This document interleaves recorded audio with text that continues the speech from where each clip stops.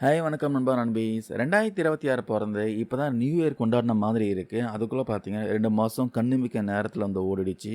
March மாசம் பிறக்கப்போது. ஒவ்வொரு மாசமும் 1ஆம் தேதி பல புது ரூல்ஸ்லாம் வந்து அமலுக்கு வரும்.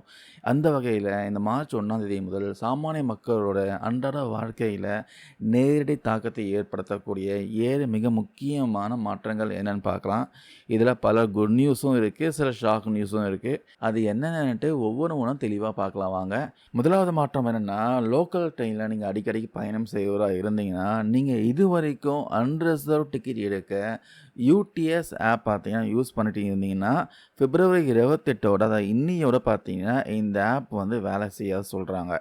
மார்ச் 1ஆம் தேதி முதல் ரயில் ஒன் அப்படின்ற புதிய ஆப் மூலமா தான் பிளாட்ஃபார்ம் டிக்கெட்டு, சீசன் டிக்கெட்லாம் எடுக்க முடியும். இதில சந்தோஷமான விஷயம் என்னன்னா, பழைய யூடிஎஸ் ஐடி பாஸ்வேர்ட் யூஸ் பண்ணியே இதில லாகின் பண்ணிக்கலாம். அது மட்டும் இல்லாம இந்த புதிய ஆப் வந்து பிரபலப்படுத்த டிக்கெட் புக் பண்ணா 3% பார்த்தீங்கன்னா தள்ளுபடி தராங்க. பார்த்துக்கோங்க.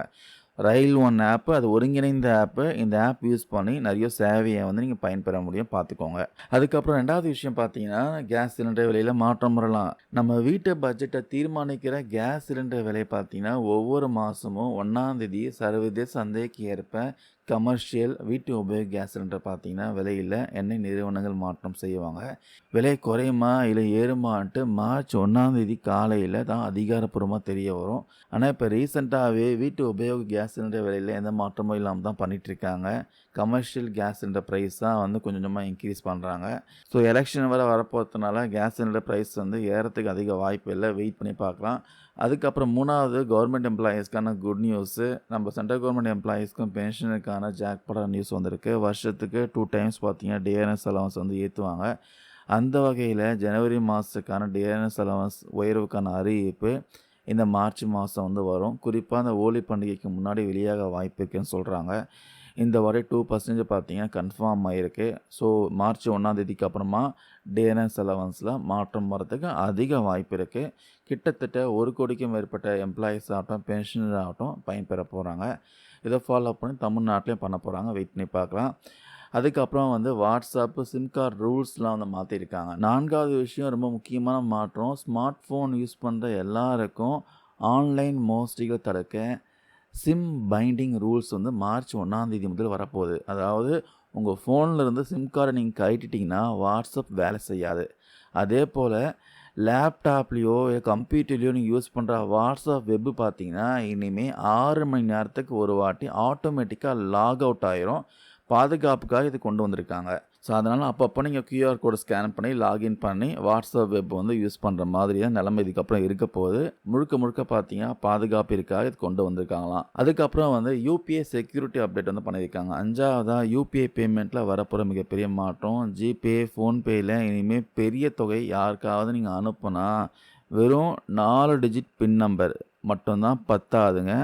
உங்கள் பயோமெட்ரிக் அல்லது ஃபேஸ் அத்தென்டிகேஷன் அதை யூஸ் பண்ணி தான் கூடுதல் செக்யூரிட்டி செக் பண்ணுவாங்களாம். இதனால் தெரியாமல் தப்பான ஆட்களுக்கு பணம் போகிறத 100% பார்த்தீங்கன்னா தடுக்கப்படும் சொல்கிறாங்க. இனிமேல் வந்து உங்கள் பயோமெட்ரிக் இல்லை ஃபேஸ் அத்தென்டிகேஷனை யூஸ் பண்ணி தான் பணம் அனுப்ப முடியும். யூபிஐ மூலமாக செக் பண்ணி பாருங்கள். அதுக்கப்புறம் வாடகைதாரர்களுக்கு ஒரு சூப்பரான சட்டம் வந்து கொண்டு வர போகிறாங்க.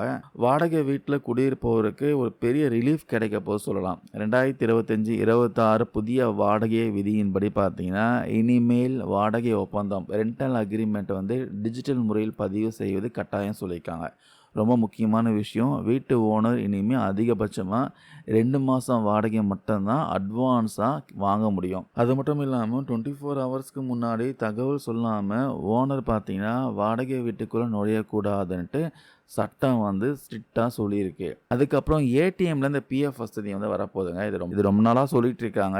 பிஎஃப் பணத்தை எடுக்க நீங்கள் ஆன்லைனில் அப்ளை பண்ணி பல நாட்கள் வெயிட் பண்ண காலம்லாம் பார்த்தீங்கன்னா மாறி போச்சு, மலையேறி போச்சு. மார்ச் முதல் அவசர தேவைக்கு உங்கள் பிஎஃப் பணத்தை டைரெக்டாக ஏடிஎம் மூலமாகவோ யூபிஐ ஆப் மூலமாகவோ ஈஸியாக எடுக்கலாம் சொல்லியிருக்காங்க. ஒரு புதிய தொழில்நுட்பத்தை வந்து அறிமுகப்படுத்த போகிறாங்க. இது பல லட்சக்கணக்கான தொழிலாளருக்கு ஒரு மிகப்பெரிய உதவியாக இருக்கும். இது ரொம்ப நாளாக சொல்லிட்டு இருக்காங்க. மார்ச் மாதம் வரப்போது சொல்கிறாங்க. இப்போ வெயிட் பண்ணி பார்க்கலாம். இந்த 7 மாற்றங்களை உங்களுக்கு எந்த மாற்றம் ரொம்பவே பயனுள்ளதாக இருக்கும்னு கமெண்ட்ஸ்லும் கருத்துக்களை பதிவு பண்ணலாம். இந்த வீடியோவில் ஷேர் பண்ண தகவல் எல்லாமே யூஸ்ஃபுல்லாக இருக்கும் நம்புகிறேன். தேங்க்யூ நண்பா நண்பீஸ்.